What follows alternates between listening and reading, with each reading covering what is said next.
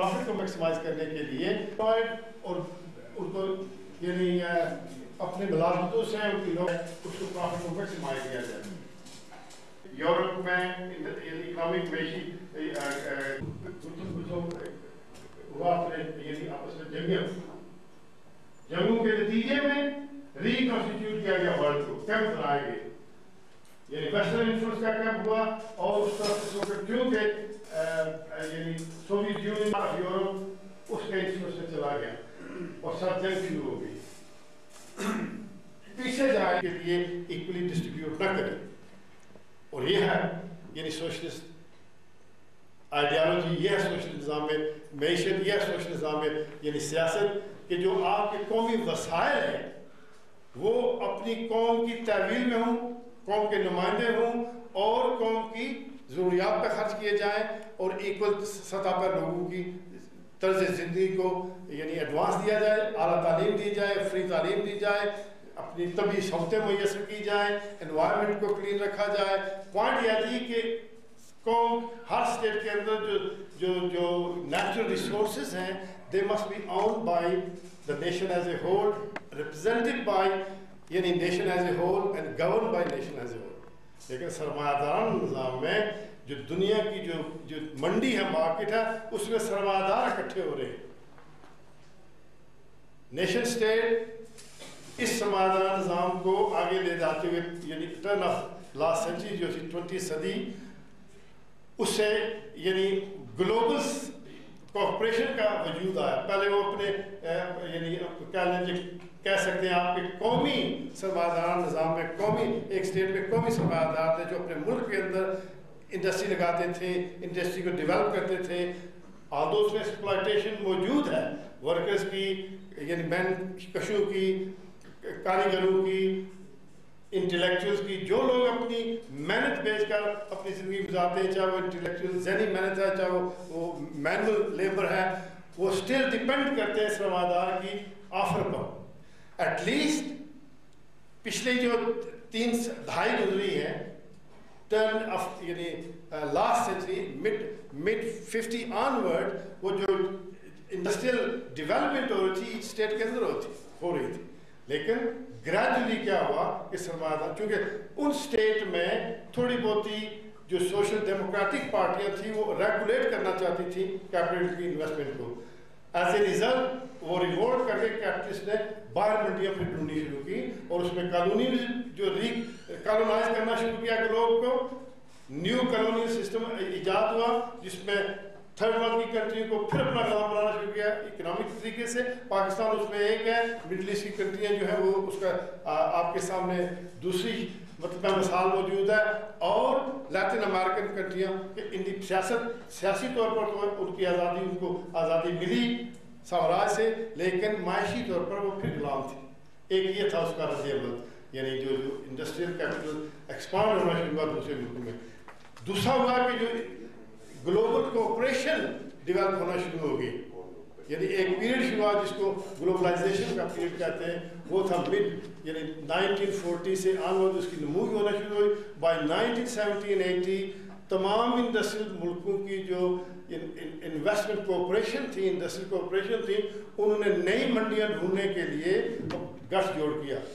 उसकी मिसाल यह है कि यानी Korea, Taiwan, south east Asia में ये मुल्क थे जहाँ ग्लोबल कोऑपरेशन आ गई।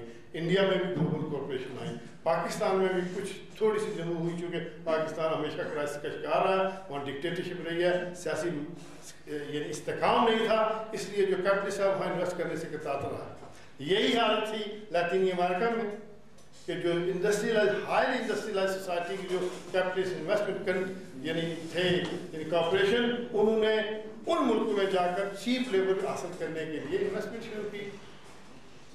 ये जो ग्लोबल कॉर्पोरेशन थी उन्होंने स्टेट रेगुलेशन को बाईपास किया और एक स्टेज पर पिछले 20 सालों में ये डिबेट रहा है ग्लोबल कॉर्पोरेशन कंट्रोल कर रही है। मसलन यूके में पिछले 30 सालों में तमाम media under one corporation control हुआ उसका, इलेक्ट्रॉनिक मीडिया, प्रिंट मीडिया या यानी जो था मतलब अपना स्काई, इसी तरह इटली की मिसाल है, इटली की जो सियासी एलीट थे वही कंट्रोल कर रहे हैं तमाम मुल्क के मीडिया को। पॉइंट यह है कि ये जो गठजोड़ हुआ सरमादारों का, इन्वेस्टमेंट कॉर्पोरेशन का, उन्होंने स्टेट को बाईपास करके, खासकर जमहूरियतों में एहतजाज होता है, कंपेन चलते हैं, वेजेस बढ़ती हैं और इन्फ्लेशन शुरू हो जाती है, मंडियां सुखड़ जाती हैं, डिमांड कम हो जाती है, फ्लडिंग हो जाती है, यानी कमोडिटीज की जो एक्सचेंज वाली मसनूआत बनती हैं, क्योंकि उसका प्रॉफिट जो रेशियो है वो कम होता है, लिहाजा उनको एक क्राइसिस क्रिएट करना पड़ता है कि लोग बेकार किए जाएं। मराहत जो दी जा रही है उनको एजुकेशन में, फ्री एजुकेशन में फॉर एग्जांपल, पिछले 20 सालों की जो सक्सेस थी अवामी जदोजहद की, या कम अज़ कम ट्रेड यूनियन और लेबर यूनियन की स्ट्रगल से जो अवाम को मराहत मिली थी हेल्थ, एजुकेशन और सोशल सर्विसेज में, बहुत सारी रिव्यूज हो रही हैं। तो crisis is created by capitalist system और इसका इलाज कोई नहीं सिवाय चेंज ऑफ द सिस्टम। ये मार्क्स ने ऐसे रिपीट किया और उसकी जो आज इस वक्त जो डिबेट हो रहा है यूरोप में, खासकर बरतानिया में, वो बड़े बड़े सरमायादार अब बैठ के ये कह रहे हैं कि भाई एटलीस्ट मार्क्स को इकोनॉमिक जो उसकी सोच, बावजूद इसके कि हर 10-12 साल बाद ठोकरें खाते हैं सरमाया निज़ाम में, गुर्बत का शिकार होते हैं, गुर्बत बढ़ जाती है, इसके बावजूद सरमायादारी सियासी निज़ाम को ठोकर नहीं लगा रहे, इनकलाब नहीं आ रहे, वहाँ तब्दीलियाँ नहीं आ रही। यहाँ फुकदान है, यानी पॉलिटिकल सिस्टम का, ऑर्गेनाइजेशन का, एजुकेशन का, क्योंकि जो जी बरतानिया लें या वेस्टर्न यूरोप या अमेरिका, वहाँ एक किस्म का यानी और जो जमहूरियत का सिस्टम है, उन लोगों को कम से कम ये आज़ादी है कि वो जिस पार्टी के यानी गवर्नेंस के अंदर ये क्राइसिस पैदा हुआ इकोनॉमिक, उनको ठोकर लगाएं, दूसरी को लाएं, लेकिन वो लाएंगे उसी तरह की एक और पार्टी को, इनकामी पार्टी को वोट नहीं देंगे। सोशलिस्ट पार्टी जो पूरे निज़ाम को चेंज करना चाहती है उसको वोट नहीं देंगे। तो ये प्रॉब्लम है कि क्यों ऐसा हो रहा है हाई इंडस्ट्रियलाइज्ड सोसाइटीज़ में। तो ये एक और बहस है कि भाई जो पॉलिटिकल आइडियोलॉजी है, जो पॉलिटिकल अवेयरनेस है लोगों की, उसमें ये क्यों खामी है। देखना यह हमने कि इस जो हाईली इंडस्ट्रियलाइज्ड सोसाइटीज़ में जो क्राइसिस है उसका third world country, developing country और ख़ासकर जो colonial semi colonial country India और पाकिस्तान जैसी हैं, और उसके अंदर एक गुलाम यानी कौम है हमारी कश्मीर की, जिसकी स्टेट डिवाइडेड, उस पर क्या असर है। तो पॉइंट यह है कि जब तक हम अपने आप को मुनज़्ज़म नहीं करेंगे, जब तक हमारे आप को एजुकेट नहीं करेंगे एज ए कश्मीरी कौम, उस वक्त तक हम ये अंडरस्टैंड करने के काबिल भी नहीं होंगे और इस मसले को हल करने के काबिल भी नहीं होंगे।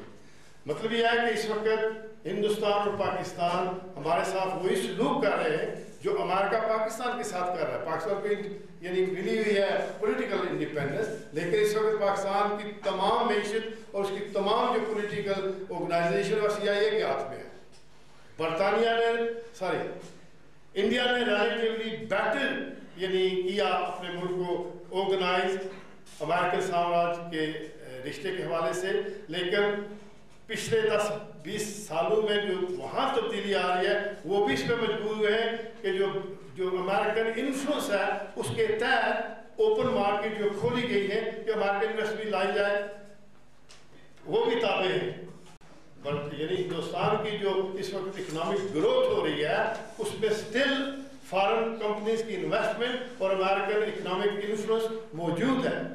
On top of that America की जो ग्लोबल स्ट्रैटेजी है कि जो आइंदा जो क्राइसिस पैदा होते हैं उसका हल जो है वो सोशलिस्ट सिस्टम का हो, उसको कंटेंट किया जा रहा है कि भाई ये हम इसको ठीक कर लेंगे, बजाय इसके कि एक वो पार्टी मसलन इंडिया में जो जमहूरी तरीके से कम्युनिस्ट पार्टियां कोशिश करती रही हैं बंगाल में और केरला में कि कम अज़ कम जो रीडिस्ट्रीब्यूशन है वेल्थ की उसको आगे ले जाया जाए। आदो उन्होंने वो इनकलाब की वो यानी लाइन तय कर दी जिससे टोटल तब्दीली आनी चाहिए, यानी सोसाइटी में टोटल कंट्रोल होना चाहिए अपने जो कौमी मसाइल हैं, सिर्फ मैनेज करना था कैपिटलिज्म को, उसके तहत हमने कुछ मुराद लेने की कोशिश की है। इसके बावजूद वो भी फेल हो रही है इंडिया में कम्युनिस्ट पार्टी, क्योंकि जो ओवरऑल सिस्टम है वो अंडर कंट्रोल है ग्लोबल कोऑपरेशन के इंडिया में भी, और उसका लीडिंग जो रोल है अमेरिकन और वेस्टर्न यूरोपियन कंट्रीज अदा कर रही है, वहाँ की कंपनियां हैं। हमारे कश्मीर में जो डिवीजन है उसमें वही लोग हैं जो ताबे हैं बैन अवी साम्राज्य के पाकिस्तान में भी, और वही लोग हैं जो बैन अवी साम्राज्य के ताबे हैं हिंदुस्तान में भी।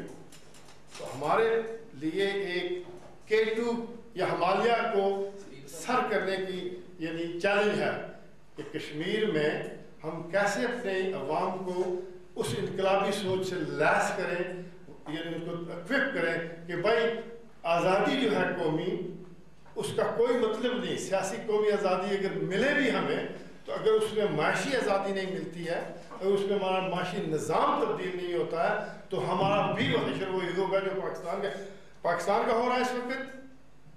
और हिंदुस्तान की जो वो कहते हैं कि टाइगर इकॉनमी बन रही है या हाईली डेवलपमेंट जो जारी है हिंदुस्तान की, उसका 90% हिंदुस्तान के अवाम को कोई फ़ायदा नहीं पहुंच रहा।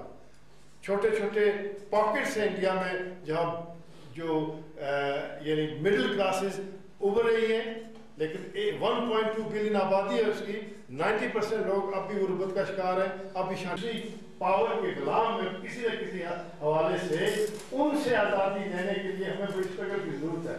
सबसे पहले हमें कौम को मुनज़्ज़म करना है, ठीक है जी। उसके लिए हमें अपनी जो हमारी पार्टी है PNP, उसका मंशूर है, उसका एक आइन है, उसके नज़रियात है कि हमने अपने आप को मुनज़्ज़म करके कौमी जमहूरी इंक़लाब लाना है।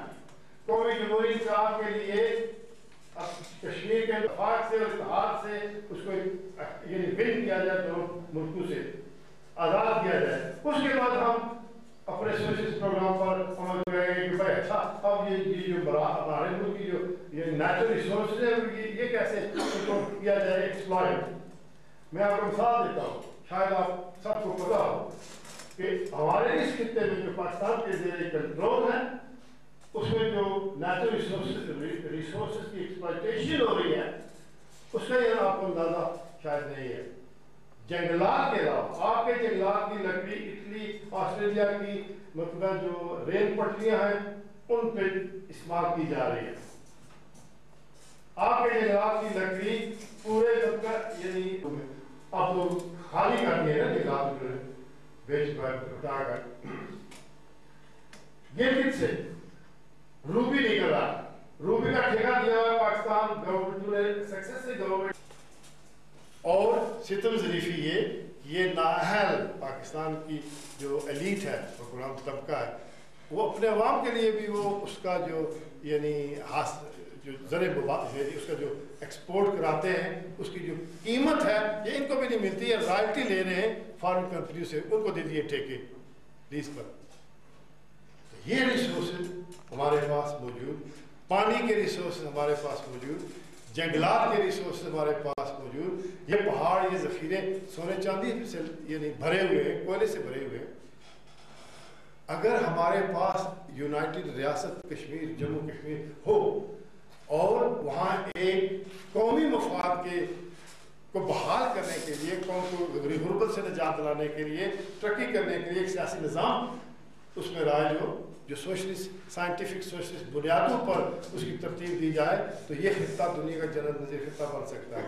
लेकिन ये हो नहीं रहा, क्योंकि हम बटे हुए हैं दो मुल्कों के दरमियान, हमारी अपनी सफ़ों में नफाक है।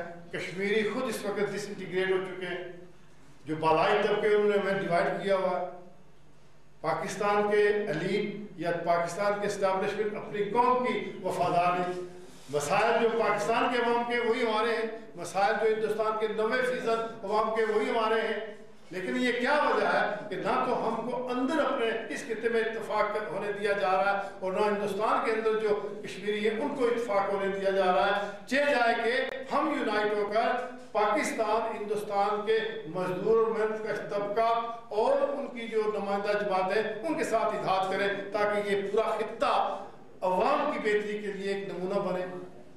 तो बैन अवी economic crisis is nothing new phenomenon, historical ये आ रही है, रिसाइकल हो रहा है ये प्रोग्राम, जो कि इकनॉमिक सिस्टम के अंदर खराबी है।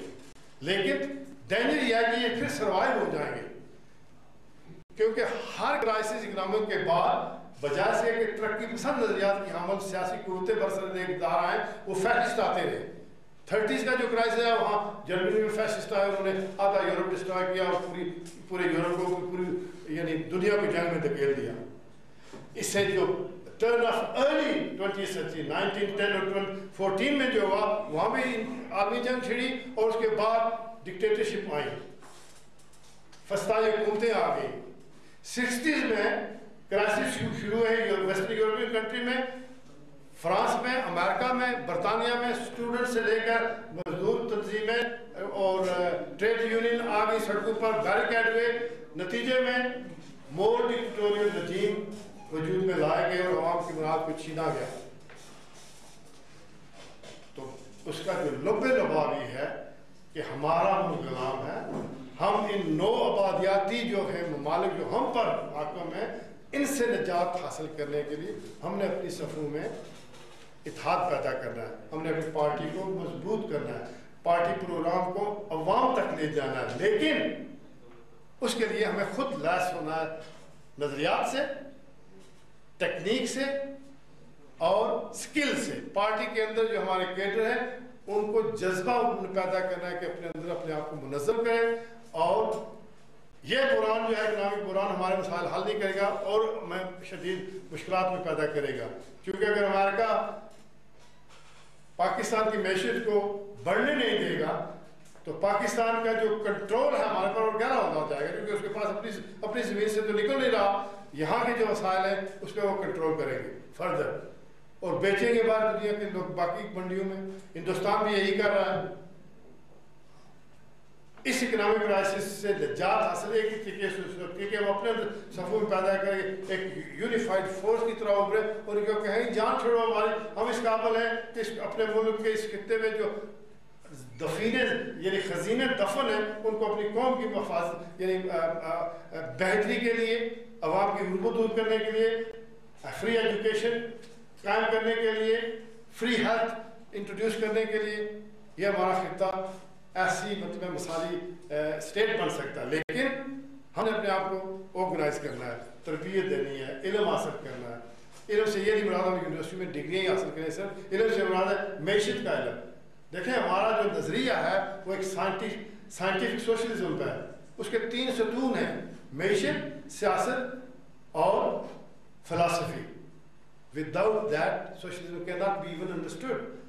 हमारी शफ़ में फ़लसफ़े के माहिरीन होने चाहिए, मैशियत के माहिरीन होने चाहिए, सियासत के माहिरीन होने चाहिए और वो ग्राउंड लेवल पे, नॉट ऑन द टॉप। और ये है मेरा थीम कि पार्टी को हम ऑर्गेनाइज करें कैसे और तरबियत हासिल करें। कश्मीर आज़ाद होगा एक दिन, लेकिन उसके लिए कश्मीरी अवाम को एक प्लेटफॉर्म करना है जो हमारे पास नहीं है, और उस प्लेटफॉर्म में हमारी पार्टी कैटलिस्ट का रोल अदा कर सकती है कि जो तरक्की पसंद कुव्वतें हैं इस खित्ते में उस खित्ते में उनको मिलाएं। और ये जो हवा उठाया हुआ है हुक्मरानों ने हम पर कि भाई कश्मीरी हिंदुस्तान के किसी यानी सियासी पार्टी से ताल्लुक न रखे हुए इंडिया के एजेंट हो जाएंगे या हैं। अगर वहाँ के कश्मीरी यहाँ किसी पार्टी के लिए साफ ताल्लुक पैदा करते तो वो कहते तो पाकिस्तान के एजेंट हो। इस हवे को हमें तोड़ना है। ये खुद मिलते हैं, पाकिस्तान और हिंदुस्तान के दरमियान बाकायदा मुज़ाकरात होते हैं। India Pakistan peace and development forum है, पिछले 20 साल से मिल रहा है। कभी दिल्ली में मिलते हैं, कभी लाहौर में मिलते हैं, कभी यानी कराची में मिलते हैं। वहाँ उनको कोई ये नहीं कहता तुम इंडिया के एजेंट हो। वहाँ डॉक्टर मुबशिर बैठे होते हैं और अपने जमात इस्लामी की मौजूदगी को बुलाया जाता है। हमें क्यों नहीं जाने दिया जाता वहाँ, और कश्मीर को यहाँ क्यों नहीं जाने दिया जाता? एक क्वेश्चन। साग एक ऑर्गेनाइजेशन है, साउथ एशियन रीजनल यानी कॉरपोरेशन, उसमें इंडिया, पाकिस्तान, भूटान, बांग्लादेश ये सब यानी रियासतें आपस में यानी सवरियाती के यूरोपियन यूनियन की तरह साउथ एशियन रीजन आपस में इकोनॉमिक कोऑपरेशन करें, कोऑपरेशन के तहत इसको डेवलप करेंगे हम। हम एक बार पीस कॉन्फ्रेंस में मुझे बुलाया गया दिल्ली, वहाँ उन्होंने कहा जी कि वो सेमिनार था, इसके बाद आप श्रीनगर जाना चाहते हैं, यानी जम्मू जाना चाहते हैं, ये 2000 का वाक़या है। मैंने कहा नहीं, मैं मिलना चाहता हूँ सार्क के लीडरों से, मैं मिलना चाहता हूँ जो एंटी कम्युनल अलायंस है पॉलिटिकल लीडरों से। मुलाकातें की हमने, गुजरात से मुलाकातें की, जो फॉरेन मिनिस्टर भी रहे और प्राइम मिनिस्टर भी रहे 2 बार, जो लेफ्ट अलायंस है कम्युनल यानी हेटेड के खिलाफ या कम्युनल डिवीजन के खिलाफ, उनके लीडर को, कम्युनिस्ट पार्टी के सेक्रेटरी जनरल और बाकी लेफ्ट ग्रुपों को हमने मुलाकातें की। मैंने ये जो 5-6 साउथ एशियन नेशन को इकट्ठा कर रहे हो, तो मैं क्या क्यों ना कश्मीर को यूनाइट करके इक्वल मेंबर बनाए, आप लोग उस पर काम करें। वो कहते आइडिया बहुत अच्छा है लेकिन उसके लिए जमीन अवार नहीं है, तो जमीन हम अवार करेंगे।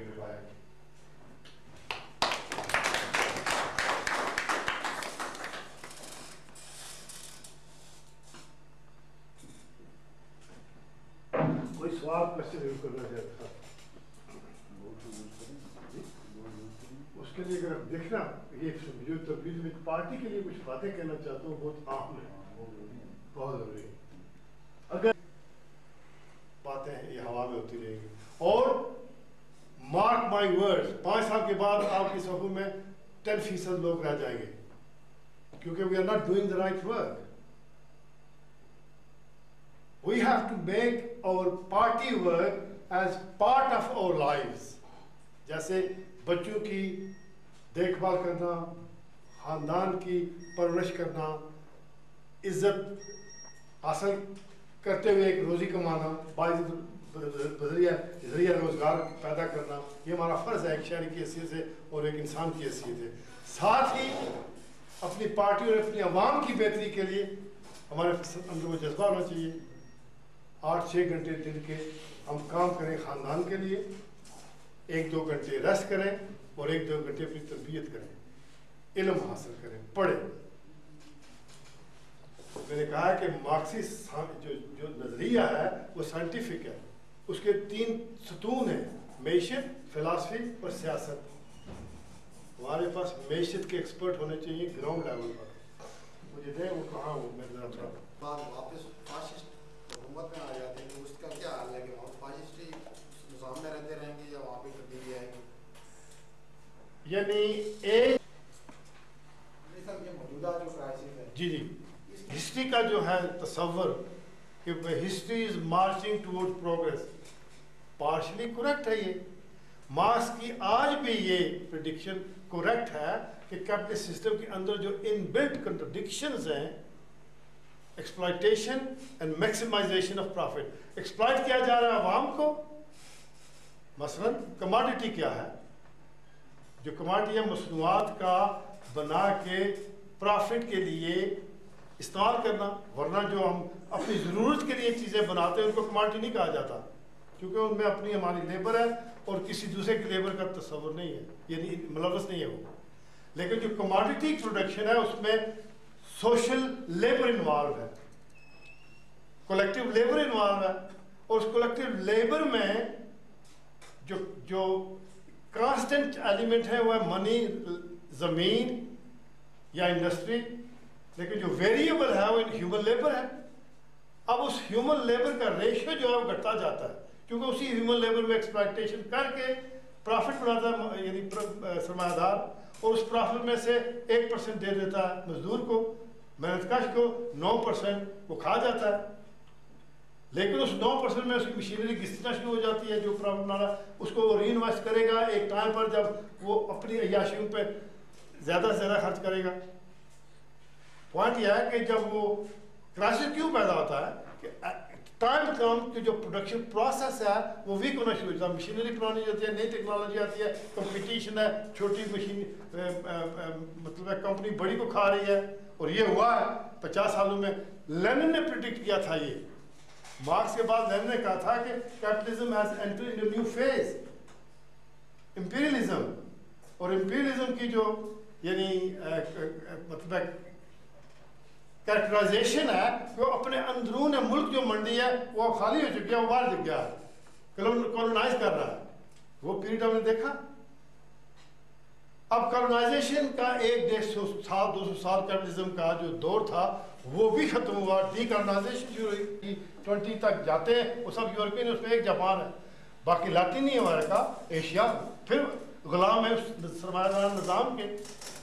हमारी जो यहाँ मंडी देखे ना आप, जिन लोगों का यूरोप से वास्ता वो जहाँ जाएँ, आपको जो मसाले मिलते हैं वो हाई क्वालिटी के, वो आते कहाँ से, साउथ एशिया से। आपको जो मिलता है अपना ड्राई फ्रूट वो हाई क्वालिटी का है, वो उगता कहाँ है, पैक कहाँ होता है। यहाँ हमारी जो अपनी ये है अपनी हुंजा की जो खुरमानी है वो दुनिया भर में हाई क्वालिटी की है, और मेरे हमजा उसको एक्सपोर्ट करता है। यहाँ जाए बाजार में मीरपुर में, यहाँ खुरमानी मुझे अच्छी सी पिला के दें। बादाम हमारे चमन में या नॉर्थ वेस्ट से आता है, पार्टी हमारे कश्मीर से आता है। जो इंग्लैंड से, फ्रांस से, जर्मनी से आप खरीदेंगे बादाम, वो हमारे यहाँ से क्या हुआ है, ठीक है। अब ये क्राइसिस है, मार्क्स की प्रेडिक्शन के मुताबिक 100% ठीक जा रहा है, लेकिन जो मार्क्स की नेक्स्ट स्टेज थी कि भाई क्राइसिस से नमू होगी इनकलाब की, वो नहीं हो रहा। That's the issue. वो क्यों नहीं हो रहा कि जो मेहनत कश तबका है वो अपने आप को समाजदार की चालों से आज़ाद नहीं कर सका, ना यूरोप में ना एशिया में। यानी रेवोल्यूशनरी जो स्पिरिट है हमारे अंदर वो मध्यम हो रही है। यहाँ भी यूरोप में तो थोड़ी जो थी वो भी चली गई, क्योंकि उन्होंने मुराद दी, वेलफेयर स्टेट कायम कर दी, लेकिन एक हाथ से दिया दूसरे हाथ से ले लिया। 10 साल के लिए आपको आपकी वेजेस बढ़ा देते सरमायादार निज़ाम में, आपको कर्जे आसानी से देते थे, मकान खरीदने के लिए कौंसल के मकान आपको कर देते हैं कि भाई 30% डिस्काउंट में फ्री ले लो, लेकिन नेक्स्ट ईयर वो बैंक से सारा पैसा खा जाते हैं, आपका मकान कुर्की हो जाता। लेता कौन है वो? अगेन उस सरमायादार, एक हाथ से देकर दूसरा लेकर आपको फिर गरीब बनाकर। मतलब यह है जी कि ये जो क्राइसिस है इसका हल होना चाहिए सूरत इनकलाब में और सोशल निज़ाम में। यूरोप में हो नहीं रहा ये, वो किसी न किसी तरीके से मतलब उस जाल से निकल जाता है सरमायादार, क्योंकि जो सियासी कुव्वतें ही थी यूरोप में डेवलप हुई थी वो अंडर सोशल डेमोक्रेटिक पार्टियों की हुई थी, वो सारी खुद बिक गई हैं। सोशल डेमोक्रेटिक पार्टियों ने अपने उस दौरान जब उनको ताकत मिली थी और उनको सपोर्ट थी मार्क्सिस्ट रेवोल्यूशनरी पार्टी की, बस इटली में, बरतानिया में, फ्रांस में कम से कम 3 जो थे ये मगरबी मालिक, ये 70s में कम्युनिस्ट पार्टियों की सपोर्ट से सोशलिस्ट पार्टियाँ, सोशल डेमोक्रेटिक पार्टियाँ आई और हुकूमतें भी बनाई, लेकिन उस कैपिटलिस्ट सिस्टम को स्ट्रक्चरल चेंजेस नहीं ला सके, रेगुलेट नहीं कर सके। मैनेज किया स्लोली, थोड़ा थोड़ा। सरमायादार फिर अपने उन्होंने बगावत कर दी, सरमायादारों ने कैपिटल निकाल के बाहर मंडियों में आ गए। ताइवान में किया इन्वेस्ट 80s से लेकर 70 से लेकर, अपने कोरिया में इन्वेस्ट किया। इंडोनेशिया इस वक्त इस्लामिक दुनिया में सबसे सक्सेसफुल इकॉनमी है इंडोनेशिया, सारा सरमायादार बाहर से आया हुआ है।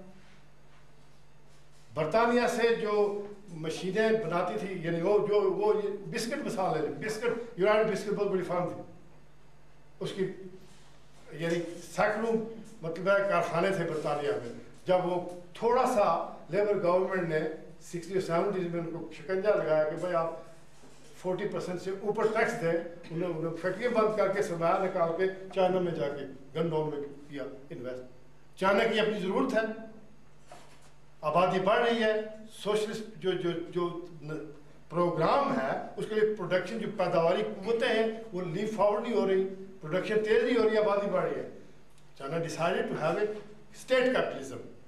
हम कैपिटलिस्ट सिस्टम को देंगे थोड़ा सेक्टर, लेकिन उसको हम मैनेज करेंगे अंडर स्टेट रेगुलेशन, ताकि सरमायादार जो से हम जो टैक्स पे लेंगे रेवेन्यू वो गरीब आवाम में तकसीम करेंगे। और वो हो रहा है, गुर्बत वहाँ दूर हो रही है, लेकिन अनइवन डेवलपमेंट है चाइना में अभी पिछले 20 सालों से।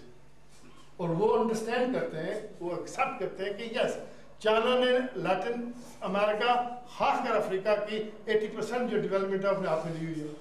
और ये है दचका इनको लग रहा है सरमायादार निज़ाम को, इसके लिए वो आसार बना रहे हैं चाइना के लिए। 1.3 ट्रिलियन चाइना ने सॉवरेन लोन दिया हुआ अमेरिका को, आज चाइना चाहे नकेल डाले, डॉलर कोलैप्स हो सकता है। चाइना डजंट वांट दैट, क्योंकि चाइना की economy 9 to 10% every year grow हो रही है। China need another 10, 15, 20 years to bypass economically America and militarily. Then global situation will be different. By that time Russia ने जो लूज किया वो भी बहाल होगा। और ये हमारी विजन ये है कि बर्रे सगीर में यहाँ बरतानिया भारत, पाकिस्तान, अफगानिस्तान, चाइना, ये एक ब्लॉक बनेगा, पर उसके लिए अभी नमू नहीं हो रही है। Another 20 years, यानी पाकिस्तान के अवाम के जो मफाद है वो अमेरिका में नहीं है, हिंदुस्तान के अवाम का मफाद अमेरिका में नहीं है, कोऑपरेशन है। Kashmir, unified Kashmir can become a bridge between India and Pakistan, and वो जो सार्क का तस्वुर है, साउथ एशियन रीजन जो कोऑपरेशन बनाई गई है, वो इस पर काम कर रहे हैं कि Commonwealth of sovereign nation, independent sovereign nation. आदो इस वक्त वो डोमिनेंट जो रोल है वो इंडिया का उसमें, क्योंकि इंडिया बड़ा है, इंडस्ट्री वहाँ ग्रो हो रही है। पाकिस्तान में तो ग्रोथ का नाम भी नहीं है, माइनस थोड़ी इंडस्ट्रियल है, वो भी अनस्टेबल है। लेकिन अगर पाकिस्तान, लेट्स अस्यूम पाकिस्तान में एक अवाम दोस्त हुकूमत आती है, विद इन 10 years ग्लोबल का ये कॉर्पोरेशन दौड़ती हुई आएगी, यहाँ इन्वेस्ट करेगी, इंडिया की तरह डोर ओपन होंगे, चाइना की तरह। अगर वो रेगुलेट करें उन कंपनियों को और टैक्सेशन लगाएं, तो अगले 10-20 साल में उनकी इन्वेस्टमेंट के बाद अवाम की हालत बेहतर शुरू होगी। सेंटो के बाद 58 में क्या बगदाद, तुर्की और पाकिस्तान को मिलाकर अड्डे बनाए अमेरिका ने। वो क्यों बनाए कि जो सोशलिस्ट इन्फ्लुएंस था उसको रोकने के लिए, रूस और चीन का इन्फ्लुएंस इस खिते में ना आए। और इन हुक्मरानों ने आज तक अपनी पूरी कौम, पाकिस्तान के हुक्मरानों ने कौम को यरगमाल बनाया हुआ है। आप सब जानते हैं इस वक्त पूरी जो पाकिस्तान की मशीनरी है, आपकी इंस्टीट्यूशन, उस पर CIA की नजर है। CIA, ISI एक थाली के चिट्टे बट्टे हैं। पाकिस्तान में ये जो ड्रामा रचाया जा रहा है तालिबान का, ये सब बकवास है। तालिबान आर बच्चा, child of CIA, ISI and Saudi money. Taliban को पाकिस्तान में प्रोड्यूस किया गया, वो अफगान में नहीं हुए, अमेरिका की मर्जी से हुए। अमेरिका को पता है तालिबान जो है पाकिस्तान की जरूरत है स्ट्रेटेजिक। ये ड्रामा रचाया हुआ है। कश्मीरियों को उन्होंने डिवाइड करके अमेरिका में भेजा हुआ पिछले 20 सालों से। डॉक्टर फाई वियना में मिले हमें 90s में, सब कश्मीर को बता दिया कि भाई ये इनका जो $75,000 और $750,000 सालाना बजट है वो पाकिस्तान से CIA दे रही है। और अमेरिका को पता है, 20 साल उनको काम करने दिया, आज उसमें मुकदमा चला दिया। और 3 और साथी, ये जो यूरोपियन यूनियन में है कि अपना ट्रम्बू, और लंदन में बैठा हुआ है डॉक्टर शाह। कश्मीरियों को हम पिछले 20 साल से बार बार कह रहे हैं कि भाई ये कौम की खातिर नहीं, ये मकासद इनके और हैं। देखें दुनिया में आज तक कश्मीर को, मतलब बात लंबी हो रही है, कश्मीर के मसले को आज तक दुनिया में पजीराई क्यों नहीं हो रही? मुझे भी जवाब दे प्लीज। और ये जो हमारे इस मुल्क के उस मुल्क के दोनों, यानी हमारे मुल्क के दोनों हिस्सों के जो लीडरान हैं, ये कहते हैं हम यूरोप में जा रहे हैं मसला कश्मीर को बैनुल अक़वामी सतह पर उजागर करने के लिए। मजाक है। जिन लोगों ने मसला पैदा किया, जिन लोगों के पास इतनी हाईली ट्रेन यानी जासूसी अदारे हैं, उनको नहीं पता कि मसला कश्मीर क्या, ये जाएंगे हमारे चमचे उनको उजागर करने के लिए। कॉमरेड, कश्मीर का इश्यू नेशनल इश्यू दुनिया में पेश नहीं किया जा रहा। यूनाइटेड नेशन में कश्मीर का इश्यू, कश्मीर का कौमी मसला नहीं है, वो पाकिस्तान और इंडिया का जो यानी जोग्राफियाई इश्यू है, जिसको वो सॉल्व करना चाहते हैं रायदेही से यूनाइटेड नेशन में। ये इंडिया और पाकिस्तान की ईमा पर हुआ है यूनाइटेड नेशन में कि कश्मीर से पूछा जाएगा कि भाई तुम हमारे साथ आना चाहते हो या, ये कौमी मसला तो नहीं बनता है यूनाइटेड नेशन में। किसी कौम से ये नहीं पूछा जाता जी तुम बताओ जी तुम कहाँ जाना चाहते हो, किस मुल्क के साथ रहना चाहते हो। कौम को तो अपने पास एक स्टेट होनी चाहिए, वो सॉवरेन इंडिपेंडेंट स्टेट होनी चाहिए। तो वो लोग जो कहते हैं यूनाइटेड कश्मीर का हल यूनाइटेड नेशन में होगा, वो अहम पूरी दुनिया में रहते हैं। कश्मीर का नेशनल क्वेश्चन कश्मीरियों के इत्तेहाद और कश्मीरियों के सियासी, नजरियाती और इंटरनेशनल जो रिलेशन है उनके इंडिपेंडेंट, माशी इंडिपेंडेंट जो वसाइल पर एक प्लेटफॉर्म कायम होगा, उससे होगा। मतलब मेशी तो एक ऑर्गेनाइजेशन अलायंस बनाकर छोटे से प्रोग्राम पर जिसमें सोशलिस्ट पार्टियां भी होंगी, बुर्जुआ पार्टियां भी होंगी, लेकिन नन फैशिस्ट, नन मतलब रिलीजियस पार्टियां जो कश्मीर को सेकुलर लाइन पर चलाना चाहिए, जब वो एक प्लेटफॉर्म पे आएंगी, सियासी लिहाज से, नजरियाती लिहाज से, माली लिहाज से इंडिपेंडेंट होंगी, आपको यूनाइटेड नेशन की तमाम कौमें आपको वहां आवाज पर लबैक कहेंगी। Then you are a nation asking international community to help you। और हमारी पार्टी का ये टास्क, ये रोल हमने पूरा करना है कि कश्मीर का जो कौमी जमहूरी इनकलाब का हमारा जो नारा है उसको कंक्रीटाइज करें, उसको ग्राउंड लेवल पर अवाम तक पहुँचाएं, अवाम की यानी सफू से वो लोग निकालें जो हमारे साथ मिलकर एक प्लेटफॉर्म पर इत्तेहाद करके इस मसले को आगे बढ़ाएं। इस पर मैंने पेपर लिखे, अपनी वेबसाइट पर देखें, need for a united alliance united front, उसके short term, long term requirement जो है वो पेश किए कौम के सामने, पार्टी के सामने। लेकिन हमें एज ए पार्टी पहले ऑर्गेनाइज होना है, उसके लिए हमारी जो तरबियती स्टेज है उससे हमें गुजरना है, एजुकेट करना है अपने आप को। कानूनी तो है ही नहीं, एक सट्टेबाजी है पूरी दुनिया के अंदर, और कागज के घोड़ों से ये सारा सफर जारी है, और वो कागज के घोड़े एक वक्त में हारेंगे तो सब हारेंगे, और ये मसलसल ये जारी है। दूसरी बात ये है कि आपने कहा कि सोशलिस्टों को मतलब उस तरह के मुआवजे मैसर नहीं है। इनकलाब की अपनी एक खुशबू है। आपने देखा कि एक तरफ मौल नवाज बागी नेपाल के अंदर इनकलाब कर रहे हैं, और दूसरी तरफ होगो शावेज वेनेजुएला के अंदर इनकलाब कर रहा है। होगो शावेज का जो इनकलाब है उसकी खुशबू पूरी दुनिया के अंदर फैली हुई है, लेकिन मौल नवाज बागी आज देखें उन्हीं लोगों के कदमों के, उन्हीं लोगों के चरणों के बीच में बैठे हुए। इसलिए पहली बात यह है कि क्या ये सच नहीं है कि हमारी जो इनकलाबी पार्टियां हैं उनके भी बहुत सारी ऐसी मिस्टेकें हैं जो मिसाल के तौर पे NGOs की सूरत में या इस तरह की सूरत में वो इनकलाब बर्पा करना चाह रहे हैं। दर हकीकत वो इनकलाबी नहीं, रद्द इनकलाबी होते हैं। और तीसरी बात जो आपने कही सार्क के हवाले से, तो मैं ज़ाती तौर पे खुद कुलदीप नैयर साहब में गया हुआ था सार्क कॉन्फ्रेंस में, और जिन डिसाई इन सब से जो है ना हमने कहा कि आप आज़ाद कश्मीर जो खिता है पाकिस्तानी अकबर कश्मीर, यहाँ आके आप क्यों नहीं प्रोग्राम करते, आप हमारे मीरपुर में क्यों नहीं करते। उन्होंने कहा हम जम्मू में कहीं प्रोग्राम कर चुके हैं और वैली के अंदर हम इंतहाई टेंशन में प्रोग्राम कर चुके हैं, लेकिन क्या आप ऐसे हालात पैदा कर सकते हैं वहाँ के हम वहाँ आए और प्रोग्राम पेश करें। अलमिया ये है कि हमारा कोई एक शख्स भी आज तक, जैसे आपने कहा जिक्र किया, वहाँ एक प्लेटफॉर्म है, हम अपनी बात कर सकते हैं, लेकिन हम वहाँ नहीं पहुँच सकते जो हम अपनी बात कर सकें कि हमारा क्या मौक़िफ़ है। आज तक तो वो लोग ये समझते हैं, वो हैरान होते हैं कि वहाँ इनकलाबी पार्टियाँ हैं, और बड़े खुश होते हैं लोग कि अगर वो इस तरह की, तो ये हम में बहुत सारी खराबियाँ हैं। तो मैं ये चाह रहा था कि आप इसके ऊपर थोड़ा सा, जो साले इकानमी तो है नहीं, और दूसरा जो रोल है सोशलिस्टों का, और तीसरी जो कश्मीरियों के हवाले से जो हम जो है मिसाल के तौर पे अपने आप को पीछे छुपा के रखते हैं और हम लोगों से जाके कम से कम अपने इज़हार करना चाहिए, ये तीन बहुत बड़े अलमिये हैं। इसके ऊपर मैं चाह रहा था थोड़ा सॉलिड के लिए, and they actually rebelled। Nation states का कैपिटलिस्ट अपनी नेशन में इन्वेस्ट करने की बजाय मशीनरियाँ बंद की, लेकिन प्रोडक्शन ही बंद हुई। वो प्रोडक्शन इंडोनेशिया में हो रही है, ताइवान में हो रही है, चाइना में हो रही है और इंडिया में हो रही है, पार्टली अब सेंट्रल एशियन में हो रही है, पार्टली रशिया में भी हो रही है।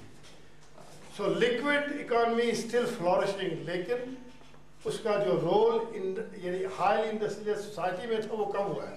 वहाँ लिक्विड इकॉनमी है, यानी सॉलिड इकॉनमी वहाँ से डिसअपीयर हुई, लेकिन ग्लोब से डिसअपीयर नहीं हुई, वो थर्ड वर्ल्ड कंट्री में आ गया, लैटिन अमेरिका में। और जो लिक्विड इकॉनमी क्या है, यानी फ्लाइट, यानी इसका एक्सपोर्ट ऑफ कैपिटल, और जो कमोडिटी मार्केट है एक्सचेंज, उस पर वो स्पेकुलेशन हो रही है। 92 में टोरी गवर्नमेंट यानी अपने मेजर था प्राइम मिनिस्टर, तो एक ग्रीक टाइकून स्पेकुलेट किया, आप सबको पता है वो यानी जो पाउंड का सत्यानाश हो गया था within 24 hour, billions of pound उसने कमाया दो रातों में, 24 आवर में।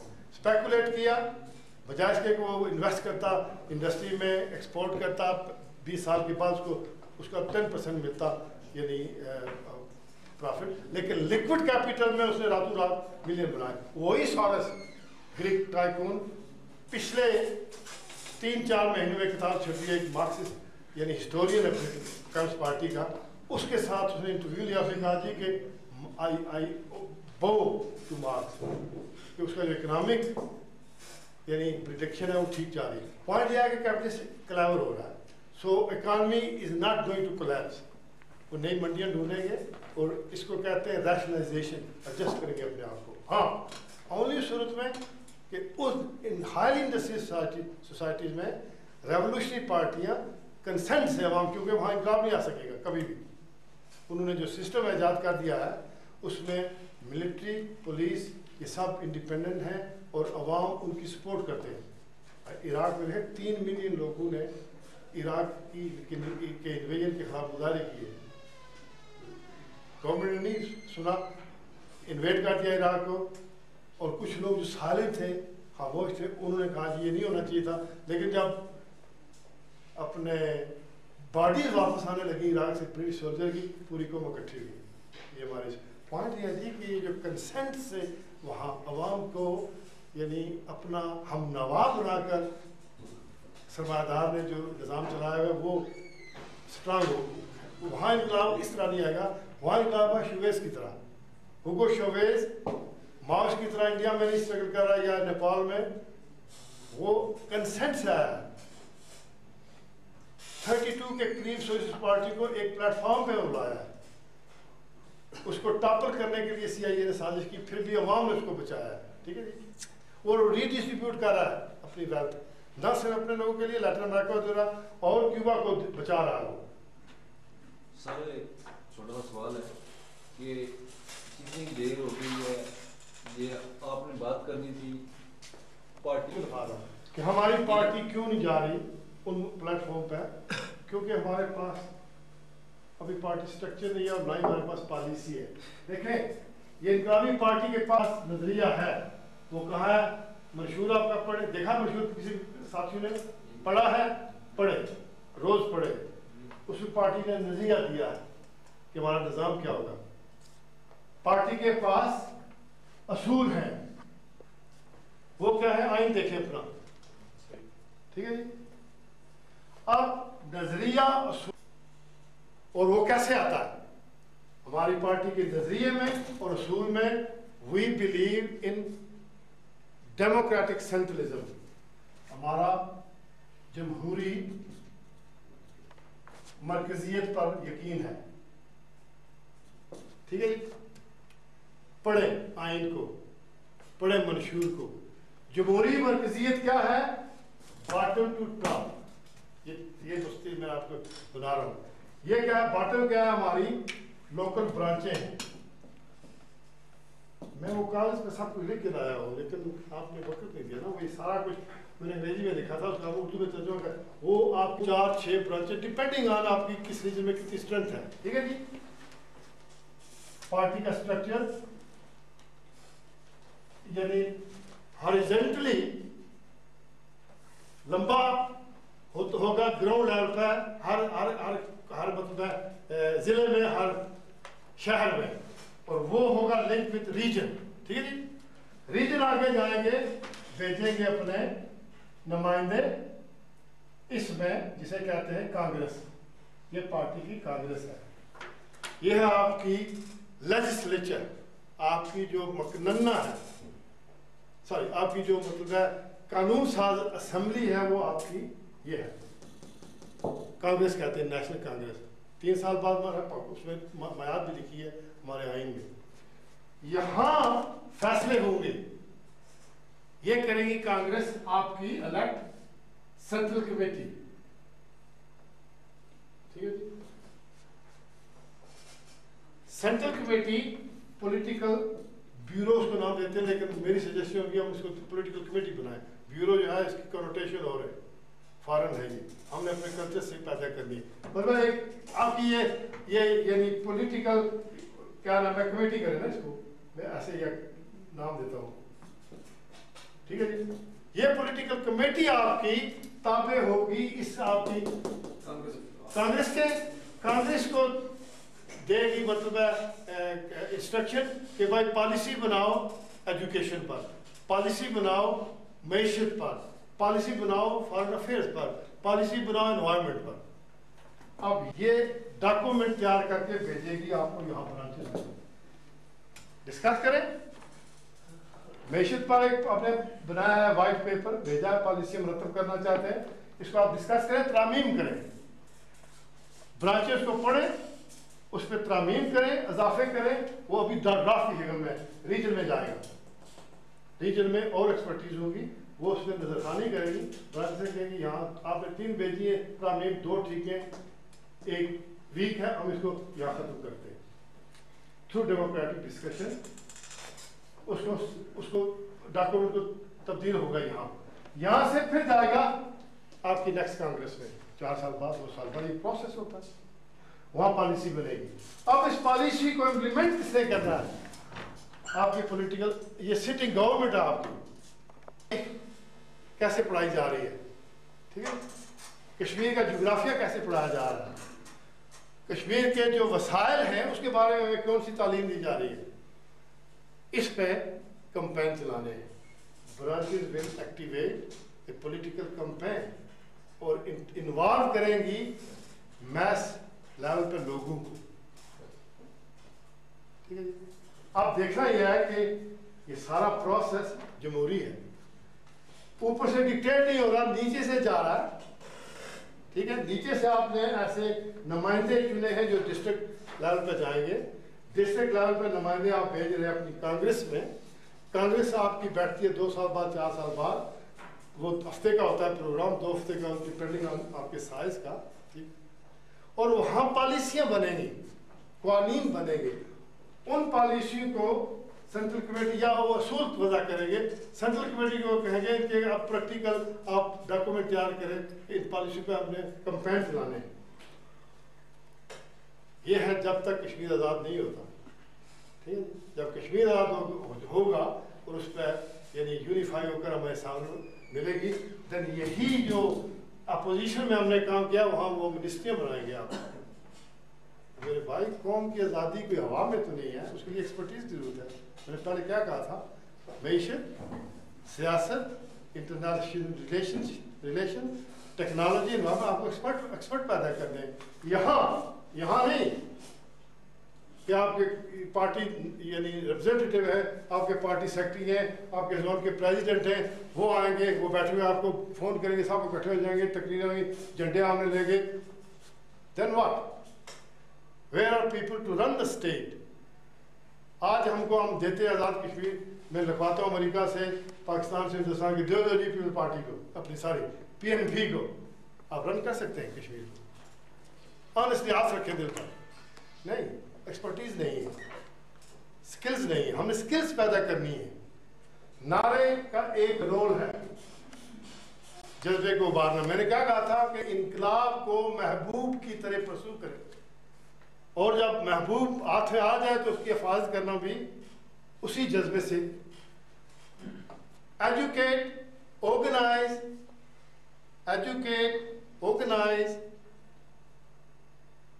और एजिटेट नहीं, mobilise, agitate, mobilise and agitate, ये थीम है पार्टी का, यानी रेवोल्यूशनरी पार्टी के पास। अपने आप को एजुकेट करें, तालीम डिग्री भी लें, लेकिन इल्म हासिल करें सियासत का, इल्म हासिल करें अवामी नफ्सियात का, इल्म हासिल करें अपने इलाके के लोगों का, कि वहाँ मार्क्स के नाम से बात करेंगे तो कामयाबी होगी, या अपना कोई मॉडल ढूंढेंगे तो बात मार्क्स ही करें, लेकिन नाम अगर बंदे दूर भाग जाए तो। ये हसन है, वेनेजुएला के लीडर ने 32 पार्टियों को, सोशलिस्ट पार्टी को इकट्ठा किया, और 14 के 8 अभी भी उसकी यानी अलायंस में नहीं है, लेकिन उसको अपोज नहीं कर रही हो। यानी क्रिटिक कहते हैं उसको, कंस्ट्रक्टिव क्रिटिसिज्म कर रही है अपोजिशन में बैठकर, लेकिन उसने 5th इंटरनेशनल का इजरा किया हुआ है। 4th international was created by Trotsky when he left Russia.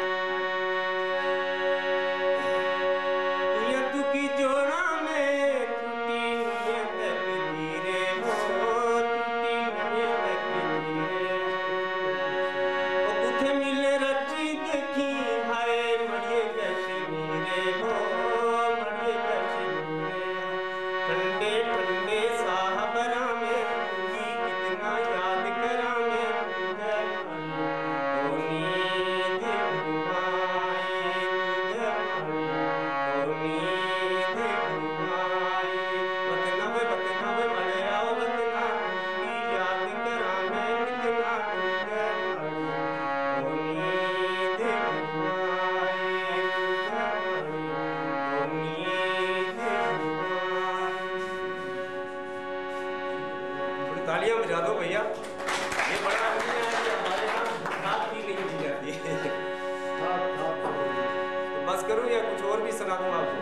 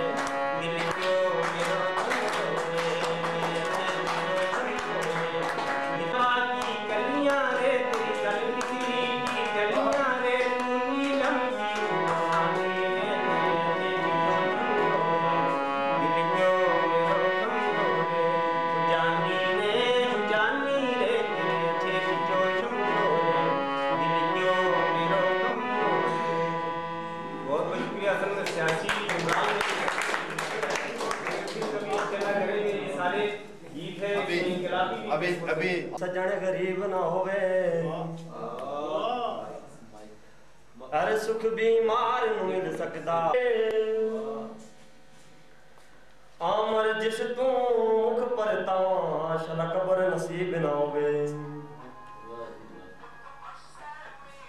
करते रहे सितम बकरम हम फकीर लोग, रखते रहे किसी कब्र हम फकीर लोग। शायद तमाम उम्र अंधेरों में कट गई, फिर भी है रोशनी का बरम हम फकीर लोग। तेरा जिक्र दीवाना करे,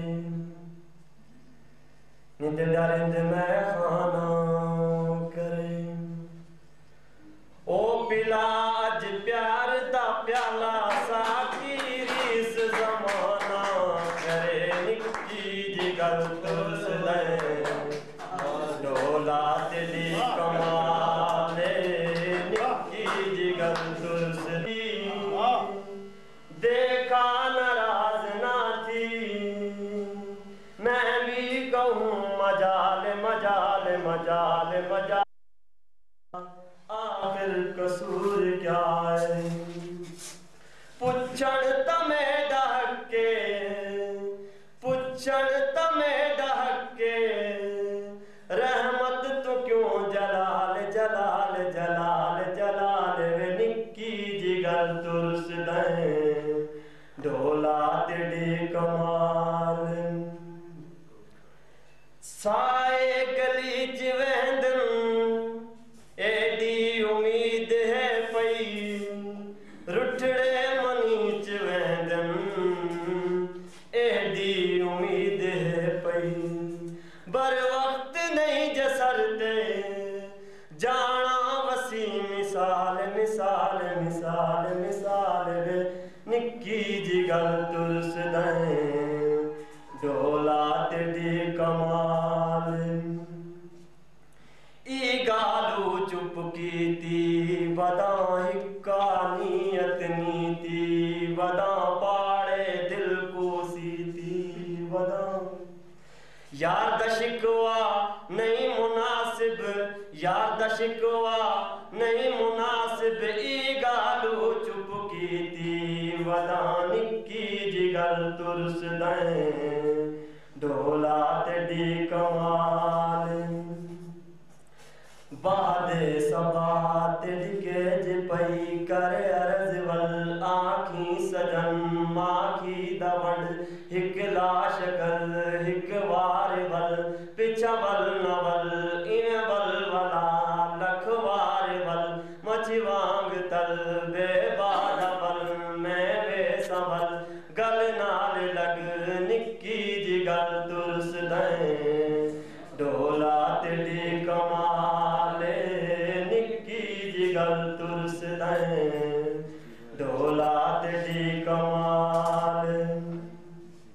मेरा इश्क भी तू, मेरा यार भी तू, मेरा दीन भी तू, ईमान भी तू। मेरा किबला काबा मस्जिद, मिंबर मुसहफ ते कुरान भी तू। मेरे फर्ज फरीज़ ते हज ज़कात सोम सलात, तू अजनान भी तू। निक्की जी गल तुरस दें, डोला तेरी कमाले। निक्की जी गल तुरस दें, डोला तेरी कमाले।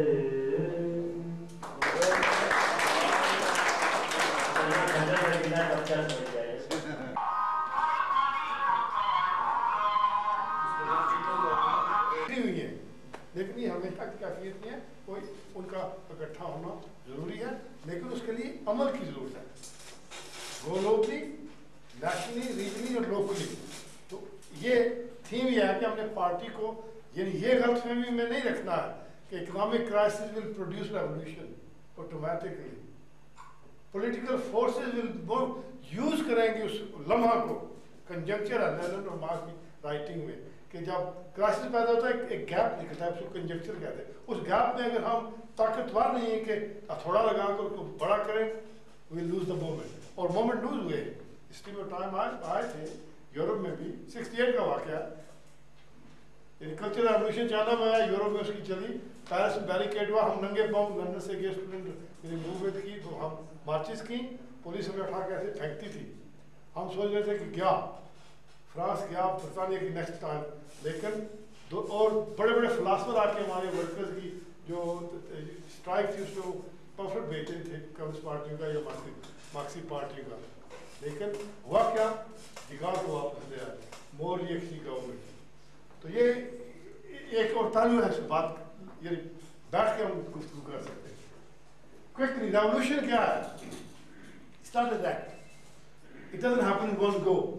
उसके लिए कंबाइन होती है कंट्राडिक्शन एट ऑल लेवल। तो तादाद में माशरे में जब इसका गंभीर हो जाते हैं कि एक्सेंचुएट होते हैं, एक यानी जगह पर इम्प्लॉयन होता है, और एक प्रोसेस है जो सोसाइटी को टोटली चेंज करता है, उसके स्ट्रक्चर को अनरिकग्नाइजेबल यानी शक्ल देता है। तमाम प्रीवियस जो होते हैं उसके यानी माशरे के निशानात वो तब्दील कर देता है मैशी, उसको यानी मतलब मार्क्सी लैंग्वेज में कहते हैं कि सोशो इकोनॉमिक बेस को कम्प्लीटली चेंज करके उसको स्ट्रक्चर को तब्दील करके एक नई माशरे का क्या करता है, टोटल ट्रांसफॉर्मेशन। ठीक है जी। और एक्सेलरेटेड स्पीड होती है, उस प्रोसेस की स्पीड बहुत तेज होती है। ठीक है जी, ताकि वो यानी जो तब्दीलियां हैं उनको कंसोलिडेट करता जाए। यानी socio economic, cultural and political structure जो है सोसाइटी की, मैशत, इकोनॉमिक, माशरे का जो यानी सकाफती सिस्टम है, ये है यानी जो हमारा सोशलिस्ट रेवोल्यूशन है उसकी ये रेवोल्यूशन जो आते हैं वो तब्दीली लाते हैं, किसी किस्म की तब्दीली हो सकती है, लेकिन जो सोशलिस्ट रेवोल्यूशन है वो सर्व करता है मैसेज को, अवाम को, गुर्बत दूर करता है, इक्वल डिस्ट्रीब्यूशन होती है वेल्थ की, एजुकेशन फ्री होती है, फ्री ट्रांसपोर्ट होती है, और हेल्थ सर्विस, एनवायरनमेंट सब अवाम के ताबे। कुछ क्वेश्चन इस पर? रेवोल्यूशनरी पार्टी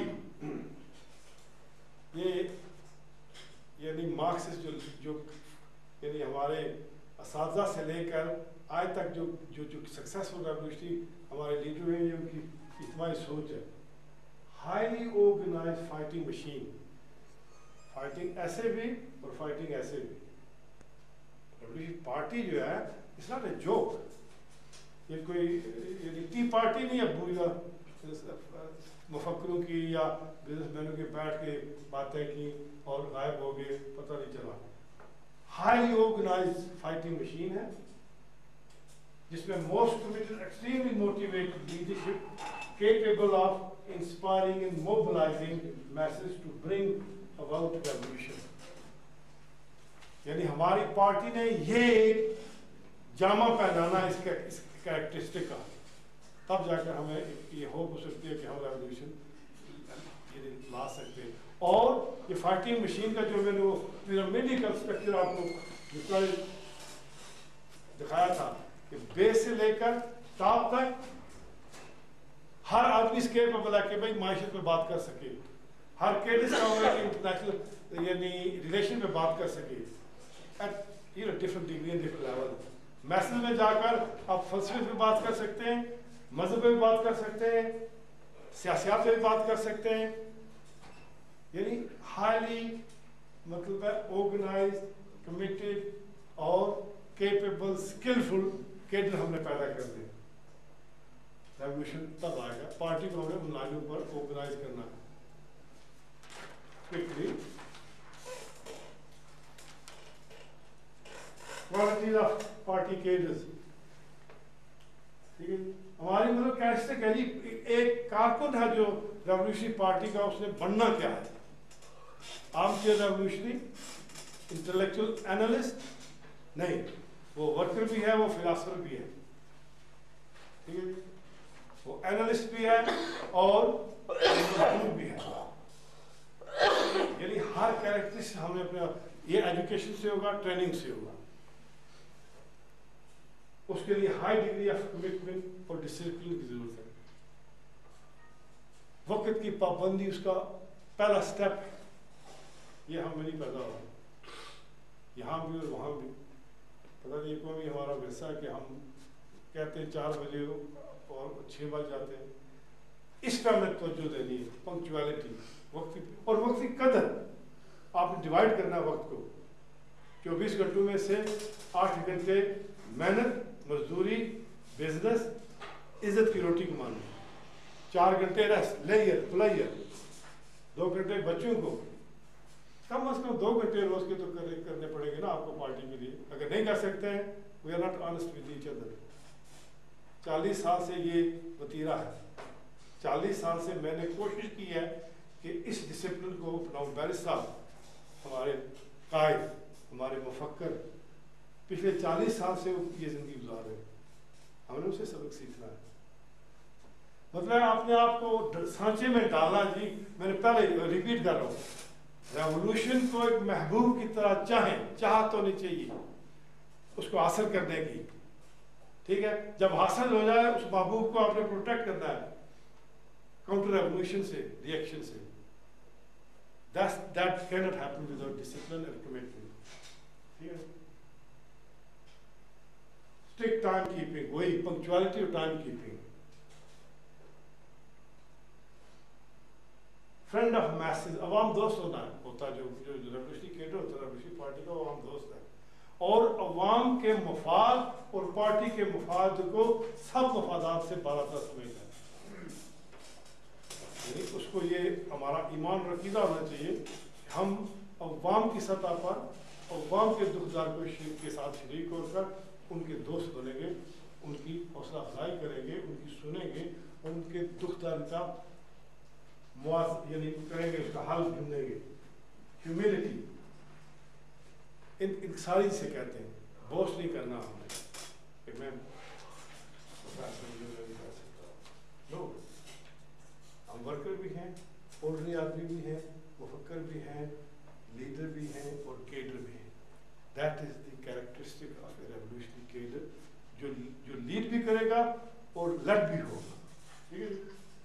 मैसेज हमें सिखाएंगे वो ह्यूमिलिटी, लोगों के साथ बैठेंगे, लोगों से बातें करेंगे, प्यार की, मोहब्बत की, उनके दुख दर्द की। हमने अपने आप को बढ़ाकर चढ़ाकर नहीं पेश करना आवाम के सामने, ठीक है। ये भू युवा कल्चर की आदत है। फर्म इन रिजॉल्व, हमारा जो यानी अज़म हो उसमें हम फर्म है, हमें कोई मुतज़्ज़ल ना कर सके, खौफ हरास देकर हमें अपनी राह से ना हटा सके। कुर्बानियाँ देनी पड़ती हैं, जान की कुर्बानी तक देनी पड़ती है इस राह में, ठीक है जी। लेकिन जब दादा करेंगे अवाम के साथ, इवन मुखालिफ पार्टी के साथ, हम कंपोजर में रहेंगे, ह्यूमिलिटी भी रहे और इंटेलेक्ट भी शो करें, लेकिन अपने अज़म से नहीं हटना। रिजॉल्व, फर्म उस रिजॉल्व में, never to break promise. People आपका असेस कर लेंगे कि बातूनी है, आता है, प्रोफेसर नज़ीर नाज़िर गायब हो जाता है, काम नहीं करता है, कैसी इसकी बात कैसे सुनी, क्यों सुनी? ब्रेक प्रॉमिस कर दिया, पता नहीं कहाँ हो। दैट मस्ट नेवर हैपन कि हम जो अपने साथियों के साथ ये कैरेक्टरिस्टिक पैदा करें। कभी ये ना कहें ओके मैं आऊँगा, ओके हो जाए ना। Concrete, precise, up to the point, जो कमिटमेंट है पूरी करें, टाइम दे, पूरे वक्त पर पहुंचे। लेट वाला हो जा रहा है आजकल, सल कर दौर है, sorry I am held by traffic, sorry मैं बीमार हो गया हूँ, नहीं आ सकता हूँ, सॉरी मैं लेट हूँ। यानी आपकी क्रेडिबिलिटी नहीं उस वक्त तक बनेगी, ना दोस्तों के सामने, ना अवाम के सामने, ना पार्टी के दीगर साथियों से, जब तक आप अपने किए हुए वादे में पूरे नहीं उतरेंगे। ये आपकी क्रेडिबिलिटी का एक और यानी पहलू है जिसका आपने तवज्जो देनी है। वही है जो प्रॉमिस ब्रेक करेंगे, क्रेडिबिलिटी इफेक्ट होगी। यानी क्रेडिबिलिटी आपने साबित करना अपने कैरेक्टर्स, ट्रस्टवर्दीनेस पैदा करनी है कि आप पे जो लोग एतमाद करें कि भाई वाकई ही इस आदमी से जो लेन देन है उसमें हमें फ़ायदा नुकसान नहीं, अगर फ़ायदा ना नुकसान ही हमें नुकसान नहीं पहुँचाएगा, इस पर हम ट्रस्ट कर सकते हैं। Trust through time keeping, through वादे पूरा करना, थ्रू ह्यूमिलिटी, यानी अवाम के दिलों में जाना। और ये है बेसिकली अवाम तक रसाई कैसे करनी है, यानी अवाम के सतह पर आकर हमने उनकी बातें सुननी है, उनकी बातों का उनकी ज़ुबान में हल पेश करना है। ठीक है जी। दूसरा, हमारा पार्टी का प्रोग्राम ऐसे यानी तरीके से उनके सामने रख रहा है कि वो समझ सके। यहाँ हम बातें कर सकते हैं, थियोरेटिकल लॉजिकल जाकर यूज कर सकते हैं जुबान, लेकिन लोगों तक उस सतह पर जब तक वो नहीं पहुँचेंगे, उनके सामने उस तरह की बात नहीं करेंगे। सब लोग पूछते हैं जी कि क्या इसके यानी आपकी जो यानी इकोलॉजिकल कमिटमेंट है उससे आप कोई मुनाफिकत नहीं कर रहे हैं। नहीं, ये इशू है बेसिकली अप्रोच का, पॉलिसी, स्ट्रेटजी और टैक्टिक्स का, कि हमने वही बात अगर ऐसे लुबादे में कही, ऐसी जुबान में कही, लोग समझ में आए तो फ़ायदा क्या। अगर उसी पैगाम को हम सादी जुबान में लोगों के कल्चर जो यानी है उसकी जो वेवलेंथ उस पर करेंगे, वो समझ जाएंगे। इसका मतलब नहीं हमने शुरू से कॉम्प्रोमाइज़ किया, हमने अपने असूल को ऐसे तरीके से प्रेजेंट किया हुआ ताकि हम पे एतमाद कर सकें। देखिए, रेवोल्यूशन का ईंट गारा मिट्टी पानी क्या है? मैसेज। मैस मोबिलाइजेशन से ही इनकलाब आएगा। मैस मोबिलाइजेशन आप डंडा लेके जाएंगे, आज ये हम रेवोल्यूशन करना चाहते हैं, people must follow you to the gallows. आप आवाज दें कि फांसी के फंदे में जाना है, पीपल विल फॉलो यू। ये कैरेक्टर से आप पैदा नहीं करेंगे, लोग फॉलो नहीं करेंगे। कोई क्वेश्चन या जारी रहे जी? ठीक है। सर, एक क्वेश्चन है, एक यहाँ एक ऑर्गेनाइजेशन काम कर रही है जो कह रहे हैं कि नेशनलिज्म बेसिक का ये तासर दिया जा रहा है कि जो नेशनल मतलब यानी नेशनलिज्म उस हद तक के आप अपनी जो है इस्तेहाली तबकात से अलहदा करके करेंगे, कर सकते हैं, तो ये नाकाम वो शोवेज है कि भाई आओ इकट्ठे हो जाते हैं फिर एक बार। तो यस, दे आर इंटरलिंक्ड। हम एज मार्क्सिस्ट सोशलिस्ट जो है वो इंटरनेशनल बिलीव करते हैं। नेशनल शोविनिज्म कि भाई हम हमारी कौम की भलाई सिर्फ हमारी कौम के मसाइल हल करने में और हम बढ़ता है, दैट इज डेंजरस। हम उस तरह के नेशनलिस्ट को सपोर्ट नहीं करें। यानी हम हमारी जो है ना बुनियादी हमारी जो सोच में क्या है जी, कश्मीर खुद मुख्तार आज़ाद कश्मीर के लिए और सोशलिस्ट कश्मीर के लिए पहले रीयूनिफिकेशन जरूरी है, कश्मीर को एक साथ मिलाना है और उसमें जमहूरी कौमी जमहूरी इनकलाब लाना है। मैं एक सवाल कर सकता हूँ आपसे, इस नारे से आपकी क्या मुराद है? वो कौमी जमहूरी इनकलाब कौन लाएगा? कौम लाएगी या PNP लाएगी? Jammu Kashmir people's national party लाएगी?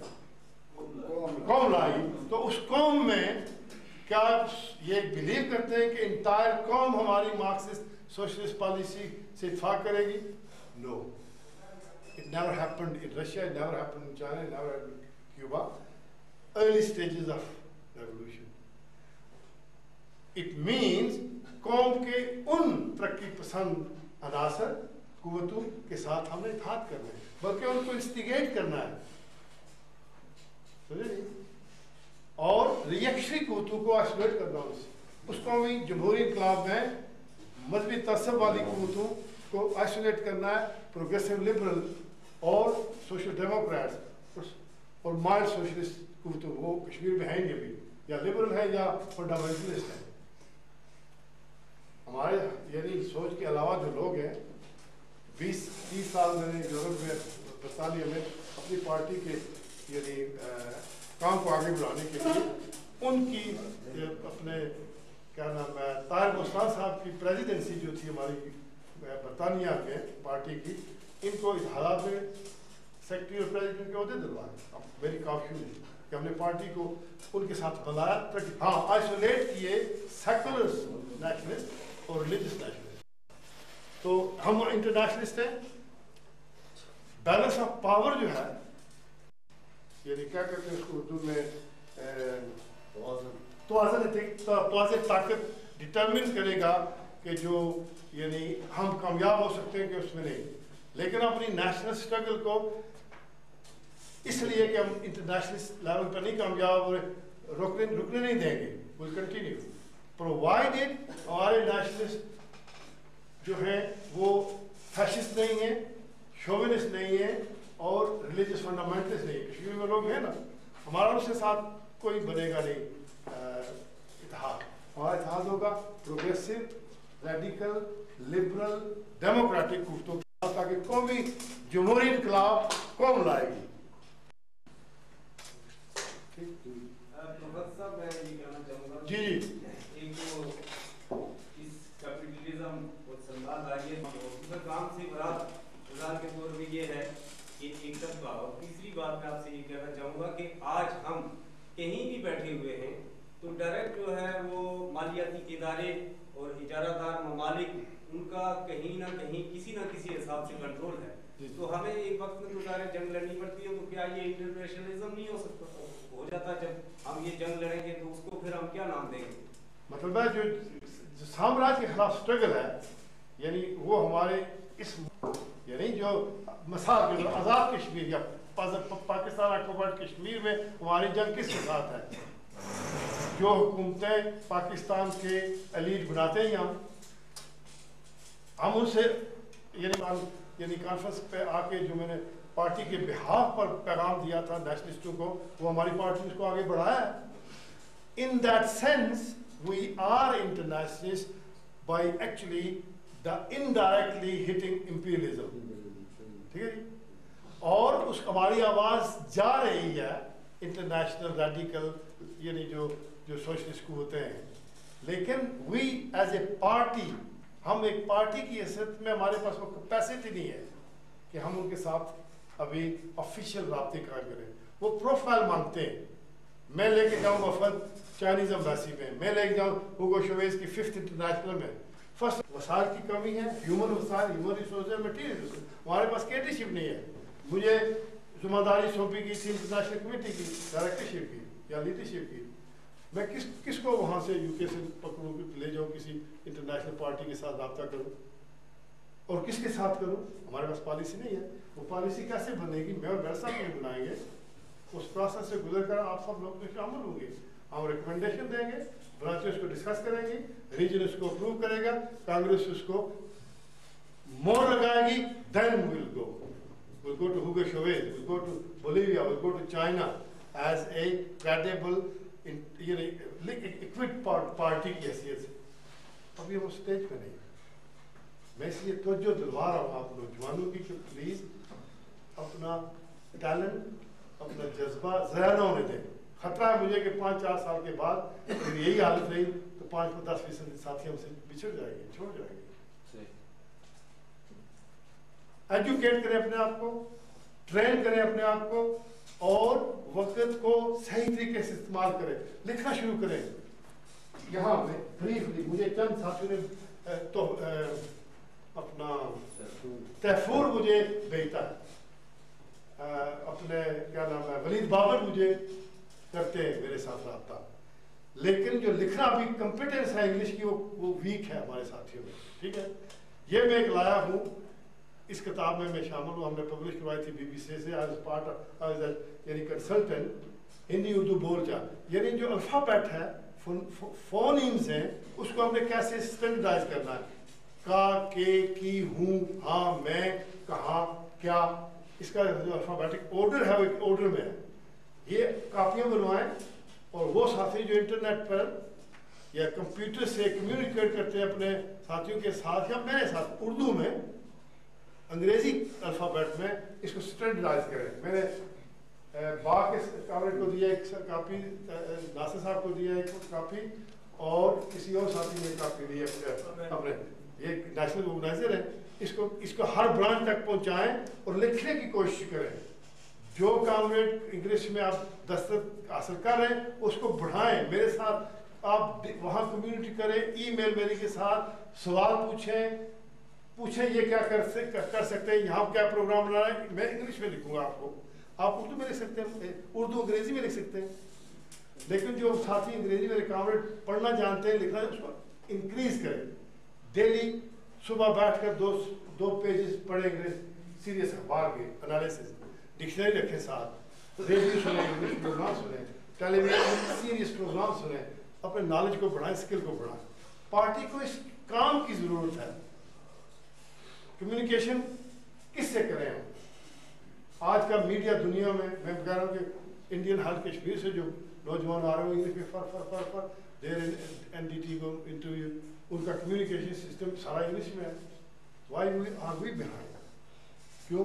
लैक है स्किल्स का। स्किल पैदा करें, कॉलेज में जाते हैं, यूनिवर्सिटी में जाते हैं, अंग्रेजी पढ़ते हैं, उसको इम्प्रूव करें। वो इम्प्रूवमेंट ऐसे नहीं आ गया कि इम्तहान पास कर लिया, no, way of life again daily उसमें तवज्जो दें। इस सिस्टम के बारे में वहाँ किताबें हैं, मैं जाऊँगा इस्लामाबाद मिस्टर बुक के पास, अगर ये किताबें जल्दी में पार्टी के लिए 10 किताबें छोड़ जाऊँगा, पूरा इसमें यानी वो इतना ज़ख़ीरा है, मुख्तलिफ लेवल पर कम्युनिकेशन, गुफ्तगू, राइटिंग कैसे करनी है। एक चीज़ का इजाफा कॉमरेड का सवाल था 5th इंटरनेशनल के हवाले से। ओगो का जो 5th इंटरनेशनल है, उन्होंने हमें अप्रोच किया था, बिल्कुल, और मुझे उनके ईमेल आए थे, करस्पॉन्डेंस हुई थी। उनका फाइनल डॉक्यूमेंट जो है मैंने नादिर साहब को, बैरिस्टर साहब को फॉरवर्ड किया था, और वर्बली हम 5th इंटरनेशनल को एग्री करते हैं, लेकिन हम अपनी पोटेंशियल और कैपेसिटी को देख के, हम अपना तजिया करके, अपना अंदाज़ा करके उसका पार्ट और हिस्सा बनेंगे। और अगर हमारे अंदर वो पोटेंशियल नहीं है तो जस्ट वहाँ जाके नाम लिखवाने से बेमानी बात है, इसका कोई फायदा नहीं। बल्कि हमारी यानी तहकीर होगी, तमस्कुर उड़ाएंगे, ये क्या है, मार्क्सिस्ट पार्टी है, नाम लिखवा कर चलेगी, कोई आउटपुट नहीं है। एक और इसी हवाले से मेरे ख्याल में कुछ साथियों ने मुझे मेरे फेसबुक पे अपने जो है स्पेन में जो इंडोनेशियन कम्युनिस्ट पार्टी का कुछ भेजे फोटो, तो इस तरह के राब्ते इंडिविजुअल लेवल पर ठीक है, लेकिन पार्टी सतह पर हमें वही बात, first we have to make ourselves deserving of that approach. हमें अपनी पार्टी को सतह पर लाना है, और उसका हम चाहते हैं कि काम तेजी से हो।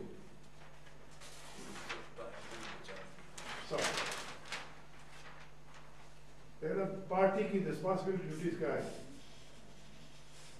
वही जो केडर्स की है, पार्टी केडर की सारी सर, ये है duties responsibility of party cadre: educate, organise, propagate, agitate, mobilise. मतलब यह कि लोगों को हमने बाहर सड़कों पर लाना है या करना है, उस थ्रू प्रोसेस के पहले अपने आप को एजुकेट करेंगे, ऑर्गेनाइज करेंगे, तब जाके ये काम आगे बढ़ेगा। वही है हमारी पार्टी की रेवोल्यूशन है, वो ये पहले था, चलो अब आ गया उसने कि we are striving for national education and revolutionary transformation of Jammu Kashmir in the service of the message. तो हमारा तस्वर है रीयूनिफाई करके। अब ये है एक यानी लेटेस्ट जो थिंकिंग है मार्क्सिज्म की, जो जुड़ी हुई है आपके उस सवाल से कि ये कैपिटलिज्म जो है ये फना कब होगा, ये सारे क्राइसिस में जाते हैं तो आगे एक बात क्यों नहीं बढ़ती। ये है जो अर्ली कैपिटलिज्म की डिवेल्प थी, वो कोर्सिव थी, वो डंडे मार थी, वो वर्कर्स को सब्जुगेशन की थी। जब स्ट्रगल शुरू हुई यूरोप में तो उन्होंने देना शुरू कर दिया, बरात देने शुरू कर दी वेलफेयर स्टेट, और जो लिबरल डेमोक्रेटिक स्टेट है वो तब्दील हुई है। राइट ऑफ वोट नहीं था, मर्दों को राइट ऑफ वोट दिया गया थ्रू स्ट्रगल। उसमें मार्क्सिस्ट भी हैं, किसी सोशलिस्ट भी यूरोप में, और बाकी यानी तबका ख्याल के लोग थे जो स्ट्रगल की, और तुमको हकूक मिले, वेलफेयर स्टेट, हेल्थ, और विन करते हैं। And of the day exploitation still going on, लेकिन वो थ्रू कंसेंसस हुआ है, कंसेंट लोगों से कंसेंट के तहत रूल किया जा रहा है, गवर्न किया जा रहा है। उसमें हेजेमोनिक यानी पावर को इस्तेमाल किया जा रहा है through articulation of national popular, यानी वर्कर्स को और बुर्जुआ को कहते हैं भाई हमारा नेशनल इंटरेस्ट है। कहाँ? अर्जेंटीना में बेड़ा भेजा मार्गरेट थैचर ने 80s में, वो इलेक्शन हारने वाली थी 1983 के इलेक्शन में, लेकिन अर्जेंटीना की जंग छेड़कर पूरी कौम को पीछे लगा दिया, उल्लू बना दिया।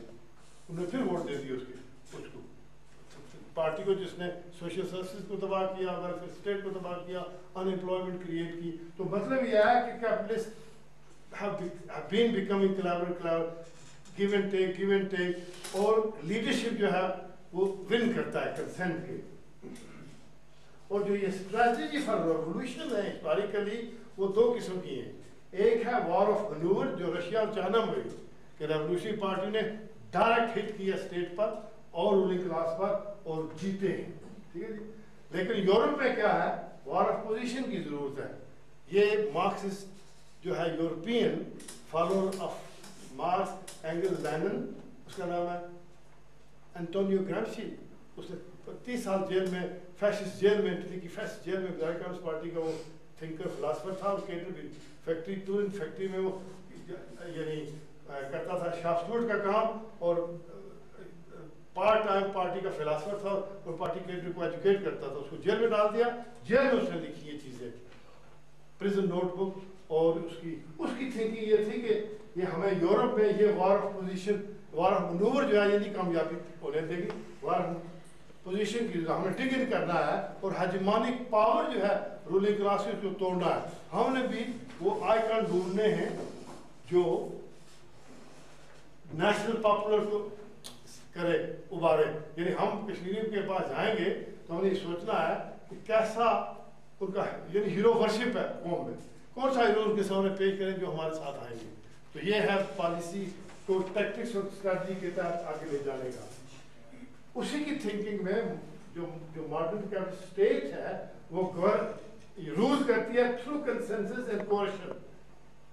यानी अर्ली स्टेज में जो कैपिटलिज्म डेवलप हुआ उसमें कोएर्शन थी, जाने नहीं देते थे, और तुमको यूनिवर्सिटी में जाने नहीं दिया गया until actually early part of 20th century.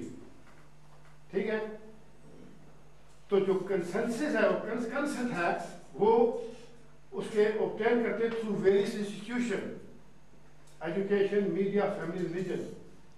State के इर्द गिर्द एक दफा या सार है मॉडर्न कैपिटल स्टेट के सिविल सोसाइटी का। वो सिविल सोसाइटी है education system, the way media is operating. वहाँ उनको पावर कराया जाता है कि ये नेशनल इंटरेस्ट है, इसके खिलाफ बात नहीं लिखना। हालांकि मीडिया सपोजली इंडिपेंडेंट है। आप देख रहे हैं जो पिछले 30 सालों से 20 सालों में यूरोप में हो रहा है, मीडिया न्यूटन की इजाद भी हुआ, एम्बेडेड मीडिया। यानी मीडिया स्टेट के बिस्तर पर सोकर लिखता है, यानी स्टेट की आवाज़ में आवाज़ बढ़ाकर लिखता। स्टेट की जो डिस्कोर्स है, जो उनका तरीक़ेकार है इंफॉर्मेशन का। लेकिन मीडिया उससे क्या राजी बोल गया इराक कहाँ है? इराक में यानी उस लेवल की टेक्नोलॉजी जो अमेरिका ने वहाँ यूज़ की, कहाँ वॉर हुई?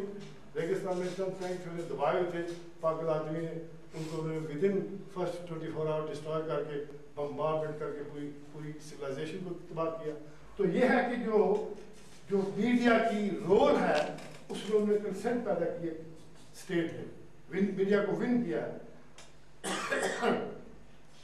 फैमिली का स्ट्रक्चर जो है वो स्टेट ने ऐसे यानी जाल बिछाए हुए हैं कि स्टेट की तारीफ से बाहर नहीं निकल सकते। कंसेंट पैदा किया, रेबिलियस जो नेचर है वर्किंग क्लास की उसको डंपिंग डाउन किया है, और रिलीजियस ऑर्गेनाइजेशन को यूज करता है मॉडर्न कैपिटलिस्ट सिस्टम। इनको कहते हैं यानी जो फ्रेंच कम्युनिस्ट पार्टी के फिलासफर लुई अल्थुसार, उन्होंने उनको कहा कि ये इकोलॉजिकल स्टेट अपराटसेस है।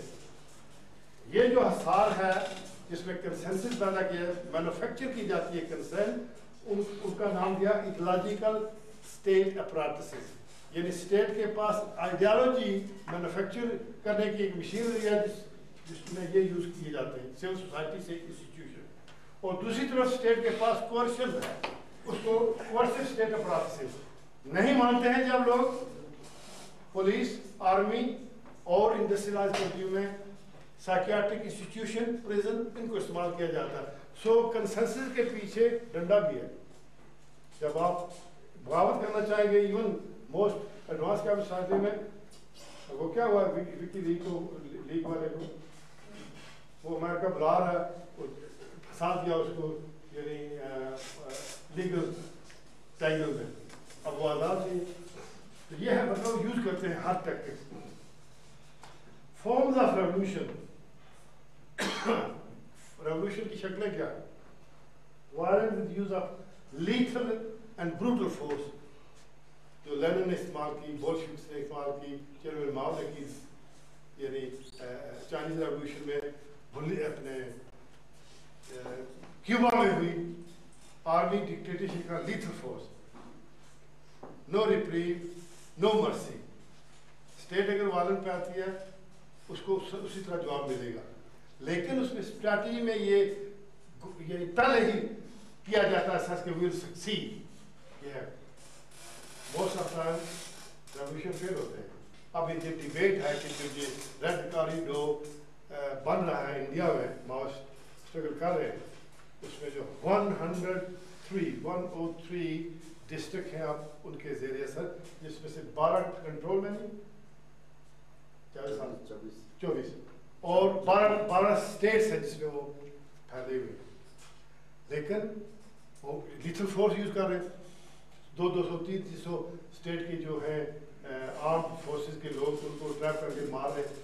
लेकिन ये स्ट्रेटजी कहाँ ले जाएगी रेवोल्यूशन, ये है क्वेश्चन। उसके लिए एक पेपर आया हो, काफ़ी दे जा रहा हूँ अपने हबीब साहब को, और एक आदमी इनके लिए लाया आपके सेक्रेटरी जनरल और प्रेसिडेंट साहब के साथ के लिए, वो पढ़े उसे प्लीज रीड दैट। एक एनालिसिस है कि जो माओइस्ट रेवोल्यूशन इंडिया में है उसका फ्यूचर क्या है। अच्छा, इसी तरह दूसरा है पीसफुल तरीक़ेकार जो बोलीविया में हो रहा है और वेनेजुएला में हो रहा है। तो ये है हमारे पास एग्जाम्पल, उनको हमने देख कर अपना सबक सीखना उनसे। ये जरूरी कि हम एक को फॉलो करें दूसरे को नहीं। We have to find our way of actually advancing that revolution. Question is, we have to create that capacity. इसका मतलब है हिस्ट्री पे तवज्जो देनी है, रेवोल्यूशन मूवमेंट पे तवज्जो देनी है, स्टडी करना, एनालाइज करना, अपने आप को आगे लेके जाना। Thank you. क्वेश्चन हम कहते हैं कि क़यामत तक वो अपने आप को रिफाइन और रीएडजस्ट करता रहे, और जो स्पेस आप ढूंढ रहे हैं वो स्पेस कभी आए। एक चीज़ ये है, और दूसरा ये है कि जब आप रेवोल्यूशन की बात करते हैं तो क्या रेवोल्यूशन एक ऐसा लॉन्ग टर्म में कोई ऐसी स्पेस जगह बनेगी और रातों रात रेवोल्यूशन होगा, या कोई ग्रेजुअल प्रोसेस है जिसके ज़रिए से वो चेंजेस आएंगी जिसके ज़रिए से इक्विटेबल डिस्ट्रीब्यूशन रिसोर्सेज की हो सके? पहले तो ये है कि कंडीशन ये है कि एक तो वो जो लम्हा होगा, कॉरिडोर विंडो होगी, उसमें तमाम कंट्रडिक्शन एक्सेंचुएट कर एक जगह आएगी। मतलब मैशी बुरान, इडलाजिकल नज़रियाती बुरान उन मुल्कों में आए जहाँ ये चीज़ें पैदा हो रही हैं। मॉरल बुरान आए कि लोग बददिल हो जाएंगे, अखलाकियात गिर जाती हैं, इखराज की वो नफरत करने लगेंगे। और जो रेवोल्यूशनरी कुव्वतें हैं, फोर्सेस हैं, वो अपने आप को तैयार करती करती उस स्टेज में पहुंचेंगे, now they are ready. So end of the day it's a question of balance of forces. First हमें वो मोमेंट का इंतजार करना है, बैठ के नहीं। We are working, international social movement काम करती रहेगी और एक दूसरे को ऑर्गेनाइज करने की तलकीन देती रहेगी कि भाई एक लम्हा आएगा कि जो तमाम कंट्रडिक्शन एक साथ इकट्ठी हो जाएगी। हमारी वो हिस्ट्री में हसन ने कहा था कि जो वीकेस्ट लिंक है इंपीरियलिस्ट चेयर में उस पर हिट करें इंटरनेशनल सोशल कुव्वत है। तो ये डिपेंड करता है, इसमें हम फेटलिस्ट नहीं है कि भाई तकदीर है उसकी और तकदीर के साथ दो, we have to work for it. दूसरा ये है कि क्या उसके बगैर हम रीडिस्ट्रीब्यूशन कर सकते हैं, वो पार्शल है। सोशल डेमोक्रेसी ने कोशिश की, यूरोप में कामयाब हुई 2-3 दहाई में, यानी नॉर्थ यूरोपियन कंट्री है, बरतानिया एक और मिसाल है, लेकिन वो रिट्रीट हुआ है। पिछले 30 सालों में social democracy is in on retreat. Neoliberal revolution आया है, जहाँ स्टेट को कहते हैं कि भाई state should go in the corner, civil society should take control, और सिविल सोसाइटी में जो कंट्रोल करने की अहलियत है। थैंक यू जी। अब हम इसका अख्ताम करते हैं। अगर वो एक आध गीत सुनाएं दोस्तों को, जो दोस्त आराम करना चाहते हैं।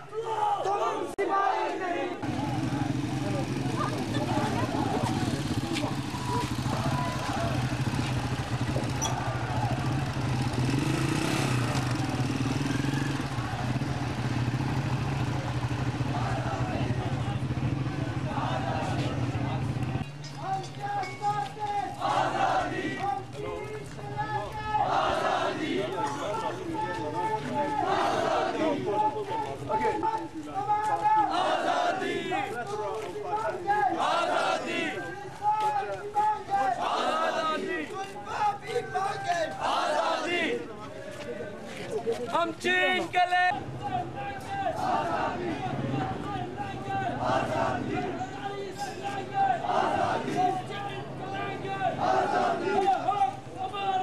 कल्चर ऐसा